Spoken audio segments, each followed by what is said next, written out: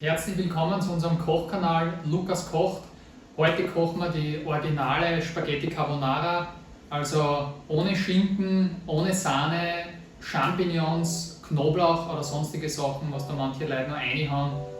Original.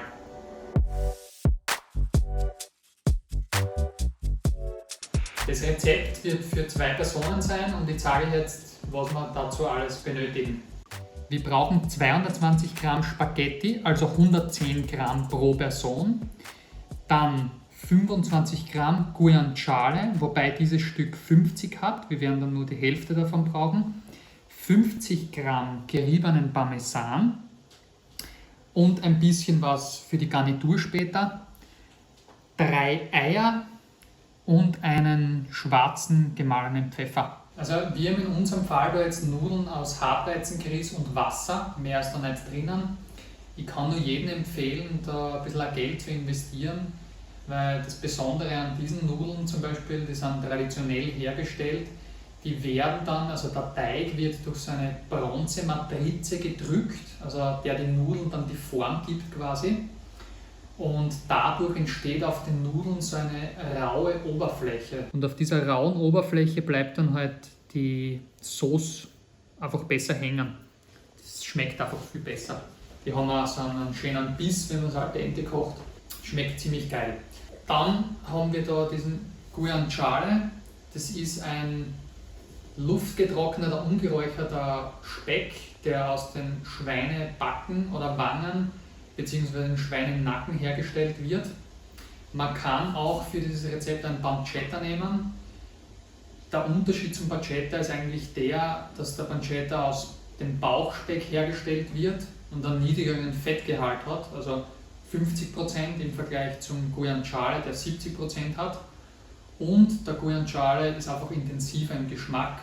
Also ich kann euch auch nur empfehlen, den Guanciale zu kaufen, wenn ihr einen bekommt. Wir haben da in Graz das Glück, so einen italienischen Feinkostladen zu haben und da bekommen wir diesen Guanciale oder auch Pancetta. Wasser für die Nudeln habe ich vorher schon aufgestellt. Wer es ganz genau nehmen will, man sagt ungefähr für 100 Gramm Nudeln nimmt man 1 Liter Wasser, auf das man 10 Gramm Salz gibt. Ich werde es jetzt noch Gefühl machen, einfach das sind ca. 4 Liter. Und man braucht da nicht sparen mit dem Salz, also kann man schon ordentliche Menge reingeben. Dann haben wir die Nudeln.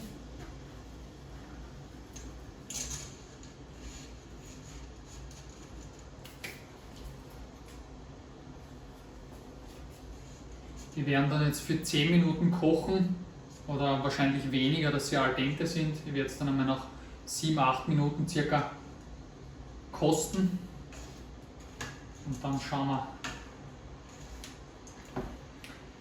In der Zwischenzeit schalte ich schon mal die Pfanne ein. Jetzt sage ich euch dann, wie es weitergeht.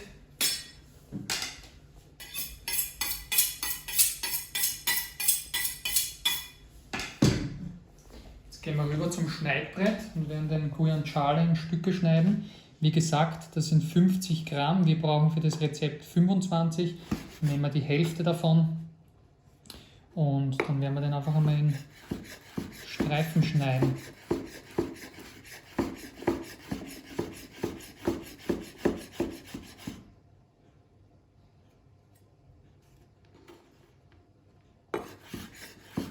Und in Würfeln. Man kann den so grob schneiden, wie man möchte.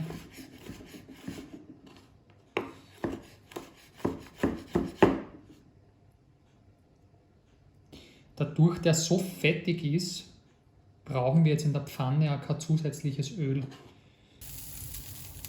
Man wird jetzt gleich sehen, wie das Fett rauskommen wird. Wenn wir da jetzt ganz langsam schön knusprig braten.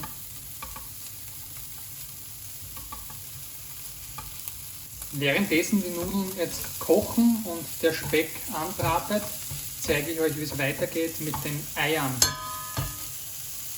Es kommen 2 ganze Eier hinein.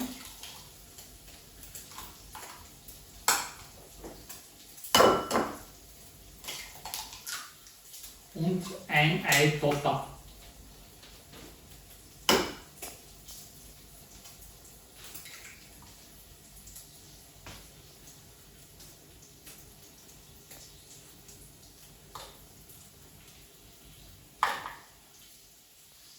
Das sind jetzt eben die Eier.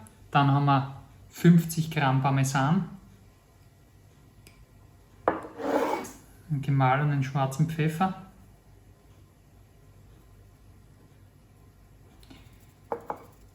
eventuell steht ein bisschen Salz, das muss man schauen, aber normalerweise reicht es so aus. Durch der Parmesan und der Guanciale sehr würzig sind, braucht man kein zusätzliches Salz.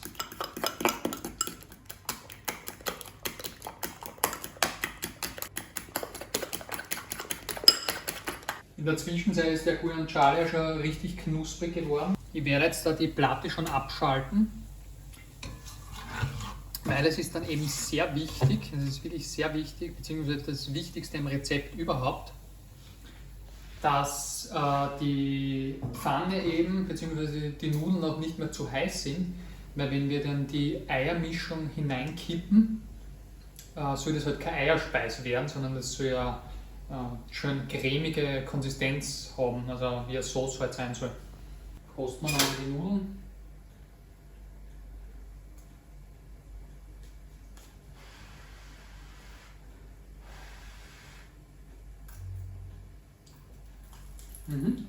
Jetzt sind sie perfekt al dente.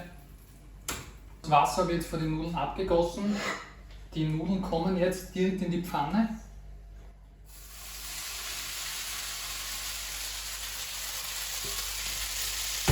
Wir werden die Pfanne jetzt wegstellen von der Platte. Jetzt werden wir da einfach einmal beginnen, die Nudeln da ein bisschen drinnen zu schwenken, dass die diesen Geschmack annehmen.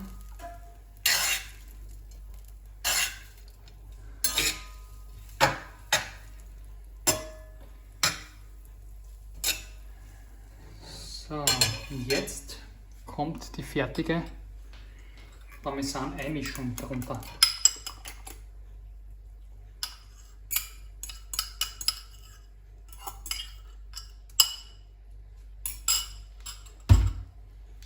Wie gesagt, wichtig, dass die Pfanne nicht mehr zu heiß ist. Jetzt werden wir das da ein bisschen durchrühren.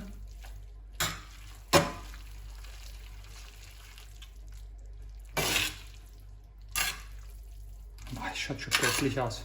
Und jetzt am besten so schnell wie möglich auch anrichten. Jetzt werden wir das noch mit ein bisschen geriebenem Parmesan garnieren. Und dann einfach nur ein bisschen an schwarzen Pfeffer. Und mehr brauchen wir da gar nicht.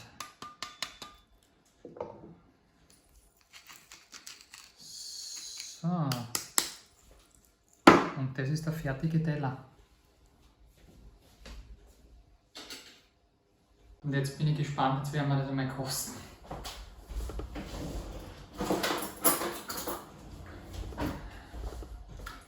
Schauen wir mal.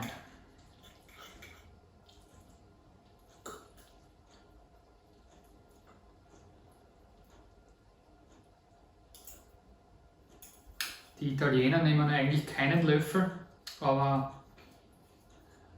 ich schon.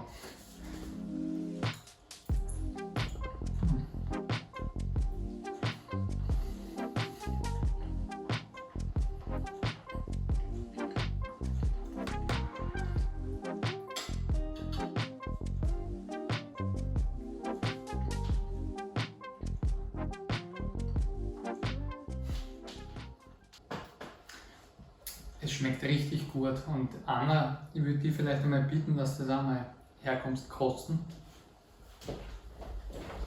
Was du dazu sagst. So, ich bin gespannt. Das ist nicht das erste Mal, dass ich Lukas seine Carbonara probiere, aber ja, das ist jedes Mal wieder neu. Und ich habe ehrlich gesagt gar nicht gewusst, dass Italiener das ohne Löffel essen. Ja, Echt? also ich glaube, man wird als Tourist ein bisschen sogar manchmal verurteilt von den, oder beziehungsweise nicht verurteilt, aber belächelt von den Italienern, wenn wir da mit den Löffeln sitzen. Echt? Ja, Weil in der Ukraine isst man das eigentlich auch ohne Löffel. ja. Na, soweit ich weiß, ist das wirklich nur in Italien so.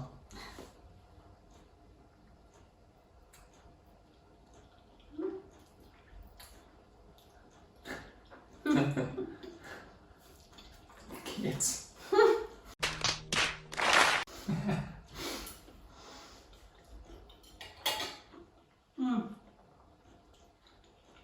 Das ist richtig gut.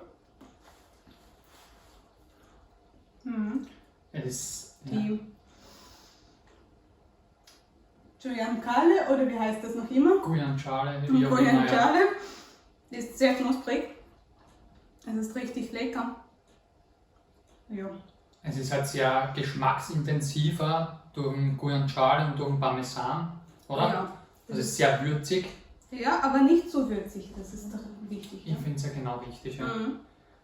Und also ich kann euch wirklich nur nahelegen, falls ihr das noch nicht gemacht habt, das wirklich einmal nachzukochen und auszuprobieren, vor allem wenn ihr immer nur diese Fake Carbonara eigentlich mit Dieses falsch Sahne, italienische mit Carbonara. Sahne und so, das ist eigentlich eine Beleidigung für das Gericht. Also Ja, das schmeckt Das auch. wird sogar oft in Restaurants serviert als Carbonara. Ja, das finde ich eigentlich nämlich richtig arg. Ja. Leider. Da fährt man nach Italien und bestellt sich eine Carbonara. Bei mir war das sogar mal so. Echt? Bin ich nach Italien gefahren, habe mich richtig gefreut auf eine authentische Carbonara eben. Ja. Und haben wir die bestellt und was kommt dann? Carbonara eben mit Sahne, Champignons und Schinken. Und ich habe mir da gedacht, das gibt's nicht. Ich war mit meinen Eltern mal in Italien und wir haben Pizza bestellt. Und ich habe gedacht, das muss richtig gute Pizza sein. Das ist ja Italien. Ja. Also Pizza beim ist viel besser. Na, Werbung dürfen wir da keine machen. Das ist keine Werbung, das ist meine ehrliche Meinung. Jetzt muss ich selber noch mal kosten. Es schmeckt einfach so gut. Schmeckt wirklich Und gut. wenn es ein bisschen stehen bleibt, nämlich noch, dann legt sich quasi diese Eissoße noch, weil es ein bisschen andickt, so schön um die Nudeln herum. Mhm. Nein, ich probiere es jetzt einmal wie die Italiener. Schau. So, Tun Sie das nicht so genau, ja? jetzt wird es richtig gut schmecken. Erst. Jetzt erst, ja. Mm. Ich würde sagen, das ist eine Gönnung. Mhm. Und wir haben schon richtig Hunger. Wir werden uns das jetzt gönnen. Und ja, wir würden uns freuen, wenn ihr das nachkocht. Und schreibt in den Kommentaren, ob es euch gelungen ist und wie es euch gefallen hat. Und stellt einen Daumen nach oben. Oder auch welche euch besser schmeckt. Es kann ja sein, Ja, dass mit, einigen sogar die Fake Carbonara Genau, besser ja. schmeckt. Wer weiß. das wird Würde uns uns sehr interessieren. interessieren. Ja. Ja. Und wir sehen uns nächstes Mal. Danke fürs Zuschauen und bis bald. Ciao. Ciao.